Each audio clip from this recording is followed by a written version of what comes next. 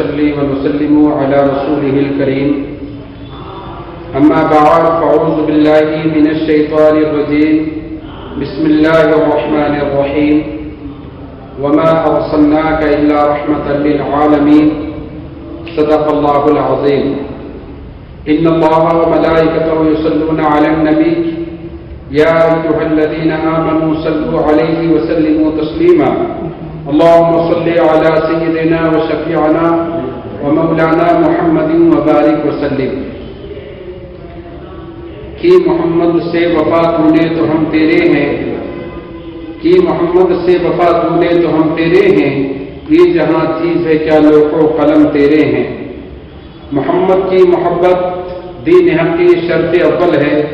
اسی میں ہو اگر خامی تو سب کچھ نامکمل ہے۔ اور محمد ہیں متاع عالم ایجاد سے پیارے، پدر مادر برادر مال و جاں اولاد سے پیارے، وہ ہر عالم کی رحمت ہیں، کسی عالم میں رہ جاتے یہ ان کی مہربانی ہے کہ یہ عالم پسند آیا۔ حضرات، میں نے قرآن مجید فرقان حمید کی آیت مبارکہ کو تلاوت کرنے کا شرف حاصل کیا۔ اللہ رب العزت ارشاد فرماتا ہے وما ارسلناک الا رحمۃ للعالمین، اے محبوب ہم نے آپ کو تمام جہانوں کے لیے رحمت بنا کر بھیجا۔ جیسے کہ ہمارے رؤوف صاحب نے مجھ سے کہا کہ ہمارے نبی صلی اللہ علیہ وسلم محسن انسانیت تھے، کیسے تھے اس پر ارشاد فرمائیں، تو میں کہوں گا کہ ہمارے نبی صلی اللہ علیہ وسلم محسن انسانیت ہی نہیں بلکہ محسن کائنات تھے۔ اس زمین پر نبی کا احسان ہے، اس آسمان پر نبی کا احسان ہے، اس ستاروں پر نبی کا احسان ہے، اس چاند کی چاندنی پر نبی کا احسان ہے، سورج کی کرنوں پر نبی کا احسان ہے، دریاؤں کی لہروں پر نبی کا احسان ہے۔ نبی کا احسان کسی پر نہیں ہے، ہر نبی کا احسان سب پر ہے، کیونکہ وہ نبی صلی اللہ علیہ وسلم تشریف نہ لاتے تو نہ زمین ہوتی، نہ آسمان ہوتا، نہ سورج ہوتا، نہ چاند ہوتے، نہ چاند ہوتا، نہ ستارے ہوتے، نہ دریا کی لہریں ہوتی، نہ انسان ہوتا، نہ جنات ہوتے، نہ چرندے ہوتے، نہ پرندے ہوتے، بلکہ اللہ نے سب کو اپنے محبوب کے صدقے سے بنایا ہے۔ اگر مصطفیٰ نہ ہوتے، جیسے کہ مشہور حدیث مبارکہ ہے لولاک لما خلقت الافلاق، لولاک لما خلقت الارض، لولاک لما خلقت الجنہ، لولاک لما خلقت الملائکہ، اے محبوب اگر تجھے پیدا کرنے کا مقصد نہ ہوتا تو میں زمین کو پیدا نہ کرتا، میں آسمان کو پیدا نہ کرتا، میں فرشتوں کو پیدا نہ کرتا، میں کسی کو بھی پیدا نہیں کرتا۔ تو اللہ تبارک و تعالیٰ نے اپنے پیارے محبوب صلی اللہ تعالی علیہ وسلم کے صدقے سے کائنات کو پیدا کیا ہے۔ تمام احسان مانتے ہیں، ملائکہ کی جماعت نبی کا احسان مان رہی ہے، انبیاء علیہ السلام کی جماعت ہمارے نبی کا احسان مان رہی ہے، زمین مان رہی ہے، لیکن جو انسانوں کا معاملہ ہے، جبکہ ہم نے نبی کی زندگی کو دیکھا کہ جب نبی نے کوہ صفا پر کھڑے ہو کر اعلان کہا قولوا لا الہ الا اللہ تفلحوا، ایک اللہ کی عبادت کرو فلاح پا جاؤ گے، تو جو معاملات آئے ہم نے تمام دیکھے، لیکن نبی کی زندگی کا جب مطالعہ کیا مکے کے لوگوں نے، چاہے وہ کسی بھی مذہب کے ماننے والے ہوں، چاہے وہ یہودی ہوں، چاہے نصرانی ہوں، چاہے کافر ہوں، چاہے مشرک ہوں، کسی بھی مذہب کو ماننے والوں سے اگر پوچھا جاتا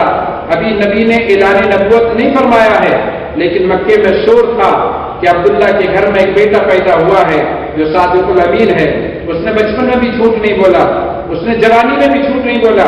اس کا کردار لاجواب ہے۔ میرے پیغمبر اعظم صلی اللہ علیہ وسلم 25 سالہ زندگی آپ مکے کی جب دیکھیں گے تو زندگی کا ایک ایک لمحہ ہمارے نبی کا لاجواب ہم کو نظر آتا ہے۔ اور جب حضرت خدیجہ الکبریٰ رضی اللہ تعالیٰ عنہ جو رئیس مکہ تھی، جن کے پاس بے شمار دولت تھی، مکے کے لوگ ان کے سامنے اپنی کاروبار کے لیے قرضہ لینے کے لیے آیا کرتے تھے، لیکن نبی اکرم صلی اللہ علیہ وسلم نے 25 سال کے ہیں، حضرت خدیجہ الکبریٰ 40 سال کی ہیں، ایسے عالم میں نبی اکرم نے، اور وہ اتنے خوبصورت تھے میرے مصطفیٰ جان رحمت۔ آج لوگ اعتراض کرتے ہیں کہ نبی نے اتنی شادیاں کیوں کی تھیں، میں ان سے کہوں گا کہ نبی نے جو شادیاں فرمائی اس میں اصول زندگی تھا، نبی نے جو شادیاں فرمائی اس میں ہماری عورتوں کو، ہم کو اپنی جینے کا سلیقہ تھا، نبی کو ضرورت نہیں تھی، نبی 25 سال کے تھے، لیکن نبی کے حسن کا عالم تو یہ تھا کہ اعلیٰ حضرت فرماتے وہ کمال حسن حضور ہیں کہ گمانے نفس جہاں نہیں، فرماتے لمیاتی نظیروں کا فی نظر مثلے تو نہ شد پیدا جانا، کسی نے کہا بلغ العلا بکمالہ کشفت دجا بجمالہ حسنت جمیع خصالہ صلوا علیہ وآلہ، ایسے ایسے۔ اور اگر مدینے کی بچیاں دیکھیں تو کہیں طلع البدر علینا من ثنیات الوداع وجب الشکر علینا ما دعا للہ داعی، اس طرح سے میرے نبی کا حسن تھا۔ حضرت خدیجہ الکبریٰ سے پوچھو کہ نبی کی زندگی کیا تھی، نبی کے شب و روز کیا تھے۔ آج ہمارے گھروں کے جھگڑوں کو دیکھو، آج شوہر کتنا بھی فرما بردار ہو، آج شوہر کتنا بھی اپنی بیوی کا حق ادا کرنے والا ہو تو لڑائی ضرور ہوتی ہے، جھگڑا ضرور ہوتا ہے، چاہے وہ بیوی کسی امام کی ہو، کسی مفتی صاحب کی ہو، کسی بڑے متقی و پرہیزگار کی ہو، لیکن جھگڑے رہتے ہیں۔ لیکن نبی کی زندگی کو پوچھنا ہے، محسن انسانیت کی زندگی کے اصول کو اگر پوچھنا ہے تو حضرت خدیجہ الکبریٰ رضی اللہ تعالیٰ عنہا سے پوچھو کہ حضرت خدیجہ فرماتی ہیں کہ جب میں نے ان کی زندگی کی کردار کو دیکھا، جب میں نے ان کے تقوی کو دیکھا، جب میں نے ان کی سچائی کو دیکھا تو عالم یہ ہو گیا کہ میں نے ان سے کہا آپ میرے شوہر ہیں، لیکن آپ کو جس چیز کی ضرورت ہے یہ گھر آپ کا ہے، میری تجارت آپ کی ہے، میرا سونا آپ کا ہے، میرا زیور آپ کا ہے، یہ پورے گھر کی ایک چیز آپ کی ہے۔ حضرت خدیجہ الکبریٰ فرماتی میں نے جب اتنا کہا تو پیغمبر اعظم کی زندگی کا اصول یہ بنا کہ رسول اعظم صلی اللہ علیہ وسلم نے میرے تمام مال کو جو بھی غریب آتا اس کو دیتے ہوئے نظر آتے، اور عالم یہ ہو گیا میرے گھر کے سونے کا عالم یہ تھا کہ میرے گھر کے آنگن میں سونا رکھا رہتا تھا، اگر اس جانب کے لوگ اس جانب کے لوگوں کو نہیں دیکھ پاتے تھے، لیکن نبی نے غریبوں کو بانٹتے بانٹتے میرے گھر کا پورا سونا غریبوں کو بانٹ دیا۔ تو یہ نبی جو اگر پوچھو خدیجہ الکبریٰ سے کہ کیسے تھے آپ کے شوہر، تو حضرت خدیجہ الکبریٰ جن کے 2 شادیاں پہلے ہو چکی تھی فرماتی تھی میں نے محمد جیسا شوہر نہیں دیکھا ہے، وہ لاجواب شوہر ہیں، ان جیسا شوہر کوئی دنیا میں ہو ہی نہیں سکتا ہے۔ اگر سب سے پہلے اگر کسی انسان کو پوچھنا ہے تو اس کے گھر میں پوچھو کہ تمہارے باپ کیسے ہیں، تمہارے بھائی کیسے ہیں، تمہارا شوہر کیسا ہے، تمہارا بیٹا کیسا ہے، پوچھیں گے تو پتہ چلے گا۔ لیکن نبی کے کردار کو آپ پوچھیں گے تو خدیجہ الکبریٰ فرماتی ہیں میرے شوہر کا کوئی جواب نہیں، حضرت علی فرماتے میرے بھائی کا کوئی جواب نہیں، حضرت فاطمہ الزہرا فرماتی ہے میرے باپ کا کوئی جواب نہیں، حضرت حسن و حسین فرماتے ہیں ہمارے نانا کا کوئی جواب نہیں، اور صحابہ کرام کی جماعت کہتی ہے ہمارے امام کا کوئی جواب نہیں، ہمارے نبی کا کوئی جواب نہیں، ہمارے رسول کا کوئی جواب نہیں۔ اور مکے کے یہودیوں سے پوچھو تو کہتے محمد بن عبداللہ کا کوئی جواب نہیں، نصرانیوں سے پوچھو تو کہتے محمد بن عبداللہ کا کوئی جواب نہیں۔ یعنی پیغمبر اعظم کی زندگی کے اصول تمام سے آپ پوچھو، ہم نے بڑے بڑے لکھے ہوئے لوگوں کی زندگی کا مطالعہ کیا۔ میں نے پڑھا عیسائی پروفیسر تھے، انہوں نے اسلام کو قبول کیا، کس بنیاد پر آپ نے اسلام کو قبول کیا؟ کہا میں جس نبی کا کلمہ پڑھتا ہوں وہ نبی نے شادی نہیں کی ہے تو مجھے شادی کرنے کے بعد زندگی کا اصول کہاں سے لینا ہے؟ میں نے جب آخری نبی مصطفیٰ جان رحمت محمد صلی اللہ علیہ وسلم کی زندگی کو پڑھا تو ان کی زندگی میں مجھے پوری زندگی جینے کا اصول مل گیا۔ شادی کریں گے تو کیسی کرنی چاہیے، اس کے بعد بچوں کی کیسی پرورش ہونی چاہیے، پوری زندگی کا اصول ہمیں پیغمبر اعظم سے ملا۔ کوئی اگر مکے میں جب مصطفیٰ جان رحمت صلی اللہ علیہ وسلم نے اعلان نبوت سے پہلے ہو یا بعد میں ہو، جب بھی کوئی بھی مظلوم مکے کی زمین پر آیا اور مکے کے جاہلوں نے، مکے کے ظالموں نے کسی کے مال کو کھانے کی کوششیں کی تو نبی نے سب سے پہلے آواز کو بلند کیا اور نبی نے اس کو مال دلایا، چاہے وہ ابو جہل جیسا ظالم ہو، ابو لہب جیسا ظالم ہو، تمام ظالموں سے اللہ کے رسول صلی اللہ علیہ وسلم نے غریبوں کا حق دلایا، مظلوموں کا حق دلایا۔ وہ تو نبی اکرم صلی اللہ علیہ وسلم کسی کو آپ نے مذہب نہیں دیکھا، آپ نے اعلان کیا تھا کیونکہ آپ کو اسی لیے بھیجا گیا تھا کہ قولوا لا الہ الا اللہ، اللہ کے سوا کوئی معبود نہیں ہے۔ یہ آپ لے کر آئے تھے، آپ کے اوپر فرض و واجب تھا، لیکن آپ نے کبھی کسی کو ستایا نہیں، کسی کو مارا نہیں۔ مصطفیٰ کی زندگی کو پڑھو، آج ہمارے اوپر اگر کوئی ظلم کرتا ہے اور ہم چاہتے ہیں کہ اللہ ہم کو طاقت دے تو ہم بدلہ لیں اس سے اور ہم اس سے زیادہ اس پر ظلم کریں، لیکن پیغمبر اعظم کی زندگی کا دیکھو، طائف کے حال تھے کہ طائف میں میرے مصطفیٰ کو اتنا مارا کہ پورا جسم آپ کا خون سے لہو لہان ہو گیا۔ فرشتے نے کہا یا رسول اللہ آپ فرمائیں، اجازت دیں تو ان طائف کے پہاڑوں کو ملا دیتا ہوں، میں ان کو نیست و نابود کر دیتا ہوں۔ تو پیغمبر اعظم نے ایسے لہو لہان ہوتے ہوئے آنکھوں سے آنسو نکالتے ہوئے ارشاد فرمایا کہ میں دیکھ رہا ہوں، ضرور یہ میری آواز پر میں جو کہہ رہا ہوں اس پر لبیک کہتے ہوئے آئیں گے۔ اے پہاڑوں کے فرشتے، میں تم سے کہوں گا کہ ان پہاڑوں کو حکم نہ دے۔ پتہ چلتا ہے کہ مصطفیٰ محسن انسانیت بن کر آئے تھے، ظالم ظلم کرتے تھے، لیکن مصطفیٰ ان پر پھول برساتے نظر آتے تھے، ظالم پتھر برساتے تھے، مصطفیٰ پھول برساتے ہوئے نظر آیا کرتے تھے۔ وہ محسن انسانیت، وہ انسان چاہے کسی بھی مذہب کا ہو، چاہے وہ یہودی ہو، نصرانی ہو، چاہے وہ کافر ہو، مشرک ہو، کسی بھی مذہب کو ماننے والے ہوں، نبی سب کے لیے تشریف لائے تھے۔ نبی چرندوں کے لیے آئے، نبی پرندوں کے لیے آئے۔ نبی تو عالم یہ تھا کہ حاتم طائی، اتنا بڑا حاتم طائی تھا کہ آج ہم بھی اس کو یاد کرتے ہیں کہ اس نے اپنے گھر کے 4 دروازے لگائے۔ اگر ایک مانگنے والا اگر چاروں دروازوں پر مانگنے آتا تھا تو حاتم طائی اس کی مدد کرنے کے لیے آتا تھا۔ لیکن تاریخ کے وہ راز بھی ہمارے نگاہوں کے سامنے ہے کہ جب اسی حاتم طائی کی بیٹی اور حاتم طائی کے بیٹے پیغمبر اعظم صلی اللہ علیہ وسلم کے سامنے آئے، آنے کے بعد دیکھا کہ حاتم طائی کی بیٹی برہنہ ہے، سر پر بال کھلے ہوئے ہیں، تو دوری سے اپنی چادر مبارک کو حضرت عمر فاروق اعظم کو دیا اور کہا کہ اس بیٹی کو اڑا دو، اس بیٹی کے سر پہ چادر نہیں ہے۔ اللہ کے رسول نے اپنی چادر دی اور حاتم طائی کی بیٹی نے چادر کو اوڑھ لیا۔ جب اللہ کے رسول نے پوچھا یہ کون ہے تو صحابہ نے کہا یا رسول اللہ یہ حاتم طائی کا بیٹا اور بیٹی ہیں۔ اللہ کے رسول نے ان سے پوچھا تم کیا چاہتے ہو؟ کہا ہمیں اپنے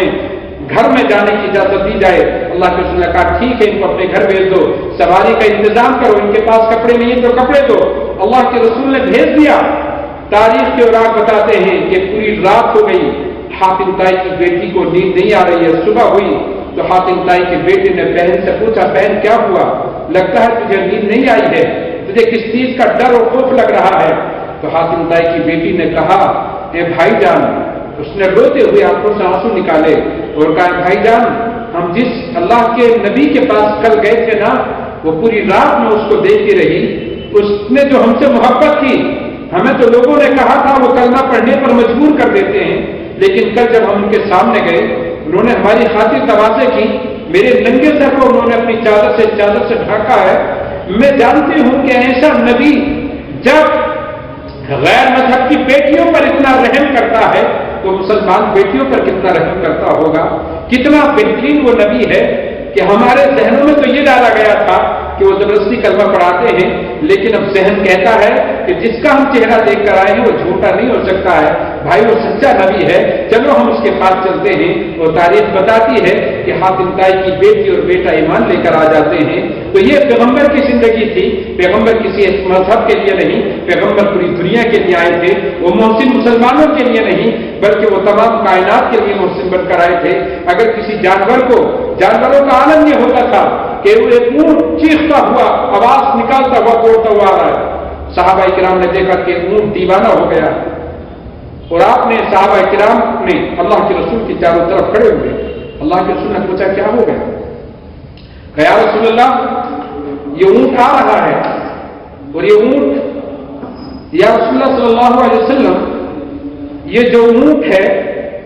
ایسا نہ ہو کہ آپ پر یہ اونٹ حملہ کر دے، یہ کیونکہ یہ دیوانہ ہو چکا ہے۔ تو نبی اکرم صلی اللہ تعالی وسلم نے ارشاد فرمایا آنے دو، وہ کچھ شکایت لے کر آ رہا ہے۔ صحابہ ہٹے اور اونٹ آگے آیا اور اللہ کے رسول کے کان پر کچھ بڑبڑانے لگا اور اپنا منہ اس نے اللہ کے رسول کے کان سے ہٹایا تو اللہ کے رسول کی آنکھوں سے آنسو جاری ہوئے۔ مصطفیٰ جاری رحمت صلی اللہ علیہ وسلم سے صحابہ نے پوچھا یا رسول اللہ کیا ہو گیا؟ تو اللہ کے رسول نے فرمایا کون ہے اس کا مالک؟ تو ایک صحابی آئے اور کہا یا رسول اللہ اس کا مالک میں ہوں۔ کہا اللہ کے رسول نے روتے ہوئے کہ یہ تمہاری شکایت کر رہا تھا اور کہہ رہا تھا کہ تم اس سے کام زیادہ لیتے ہو، اس سے چارہ تم کم دیتے ہو، اس سے چارہ زیادہ دیا کرو، اس سے کام کم لیا کرو۔ تو پتہ چلا ان واقعات کی روشنی میں کہ ہمارے نبی محسن انسانیت نہیں بلکہ محسن کائنات تھے۔ وہ چرندوں کے لیے نبی بن کر آئے، وہ تمام پرندوں کے لیے رحمت بن کر آئے۔ کتنے واقعات ہم نے نبی کے صلی اللہ علیہ وسلم کی زندگی میں ہم نے پڑھے، نبی کے ہرن کا آپ نے واقعہ سنا ہوگا کہ اللہ کے رسول تشریف لے جا رہے ہیں، ایک دیکھا کہ بدو سو رہا ہے، اور بدو نے جو جال لگایا تھا شکار کے لیے، اس کے جال میں شکار آ چکا ہے، ہرن شکار میں پھنس چکا ہے۔ اللہ کے رسول گئے، ہرن نے کچھ بولا، مصطفیٰ جال کے قریب گئے، جال کے جب قریب گئے نا تو ہرن نے مصطفیٰ سے کچھ کہا، مصطفیٰ نے دیکھا اور اس بدو کو اٹھایا جو بدو سو رہا تھا۔ اس بدو جب اٹھا، اس نے مصطفیٰ کو دیکھا، وہ مسلمان نہیں تھا، وہ عیسائی مذہب کو ماننے والا تھا۔ وہ ایک دم اٹھا، اٹھنے کے بعد کہا کیا ہو گیا؟ کہا تو نے شکار، تیرا شکار آ چکا ہے، تیرے اس جال میں شکار پھنس چکا ہے۔ ایک دم خوش ہوا، اپنے شکار کو نکالنے کے لیے گیا۔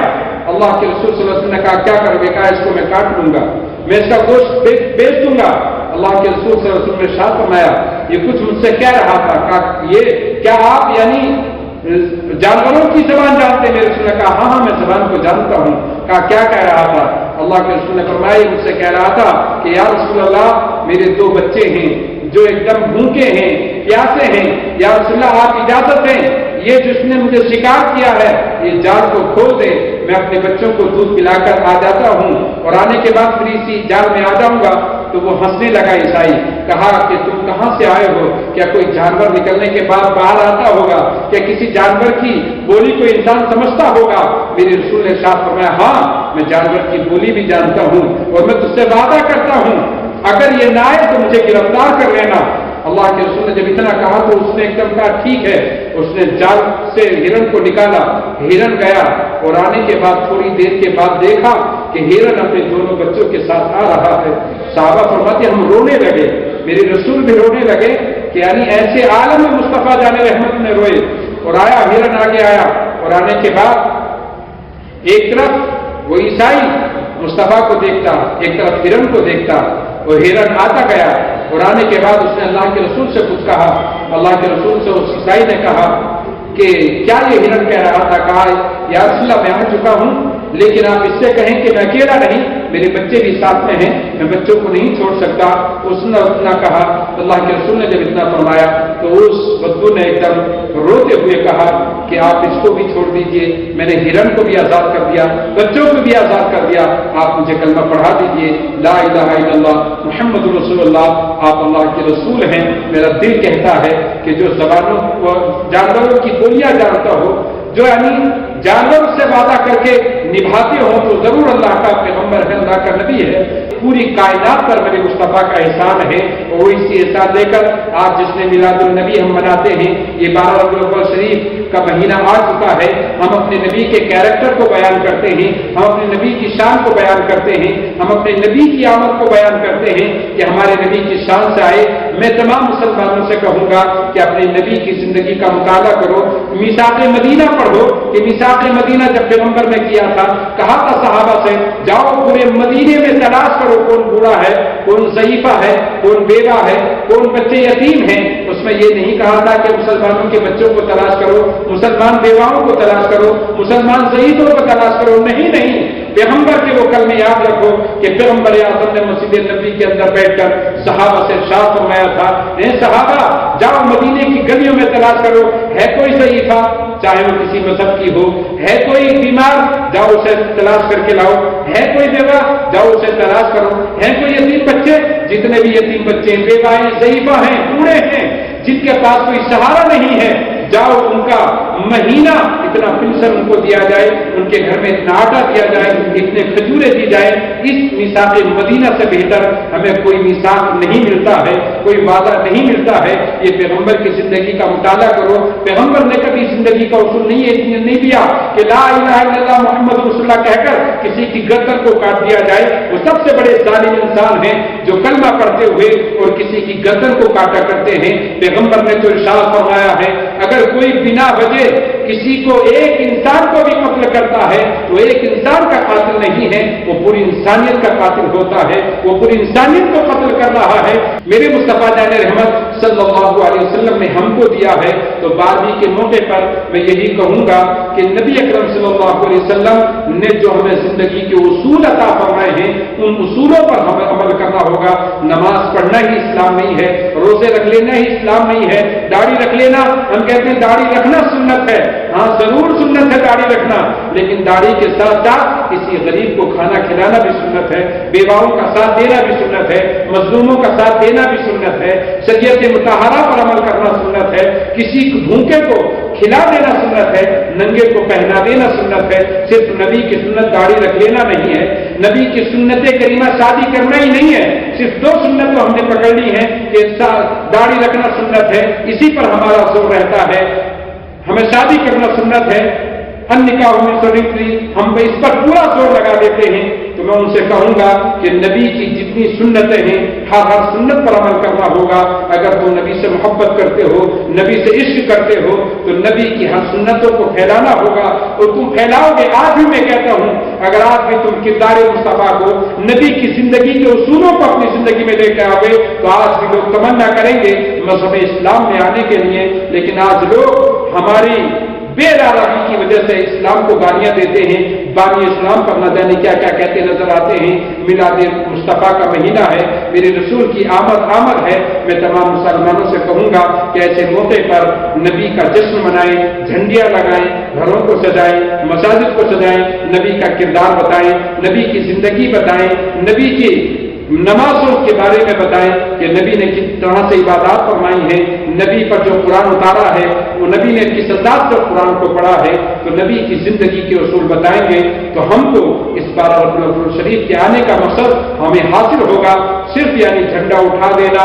اور خوشی منا لینا یہی عید میلاد النبی نہیں ہے، بلکہ اس کے ساتھ ہمیں نبی کے بتائے ہوئے راستے پر چلنا ہے۔ اسی کو مسلمان کہتے ہیں، اسی کو نبی کا عاشق کہتے ہیں۔ میں نبی اعظم صلی اللہ علیہ وسلم کے چاہنے والوں سے گزارش کروں گا کہ نبی اکرم سے بے پناہ محبت کریں، شریعت مطہرہ پر اپنی زندگی گزاریں، اور میں دعا کرتا ہوں کہ ابھی کرونا وائرس کا معاملہ ہے، اللہ تبارک و تعالی ہمارے ملک سے کرونا جیسی وائرس سے ہم کو نجات عطا فرمائے، آمین۔ السلام علیکم ورحمۃ اللہ وبرکاتہ۔